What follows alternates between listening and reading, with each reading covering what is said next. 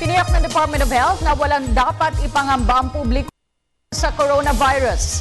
Ayon sa ahensya, pinaigting ang pagbabantay sa mga paliparan para matiyak na walang kaso ng coronavirus ang makakapasok sa bansa, partikular na ang mga galing sa Middle East.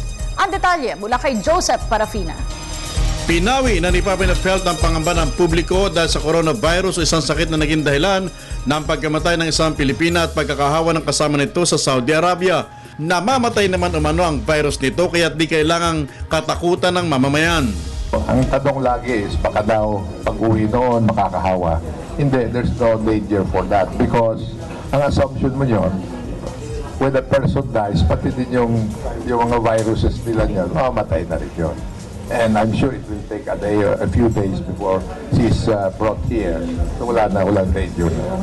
Subalit binigyan din ng kagawaran na pinatindi pa rin nila ang pagbabantay sa mga airports ng bansa, daungan, lalo na't galing sa Middle East ang mga biyahe ng eroplano. Bagamat minaliit naman ang kagawaran na sabing karamdaman, iminumungkahin naman ito na agad magpatingin sa doktor kung may lagnat na tumatagal ng 3 araw, lalo na't galing sa Middle East ang isang pasyente. At dahil selyado naman ang bangkay ng iuwing Pilipina, di naman nila nire-recommendang i-cremate ito. As a matter of fact, wala pang very definite yung tinatawag na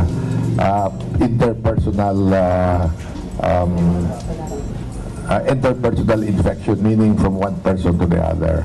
Bahala na niya ang pamilyang magdesisyon kung ano ang gagawin sa labi ng biktima. Matatanda na kamakailan lamang ay isang Pilipinang di na kinilala ang napaulat na namatay sa ospital sa Saudi Arabia kung saan siya nagtatrabaho.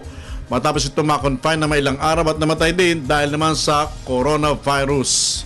Para sa Telebisyon ng Bayan, Joseph Parafina.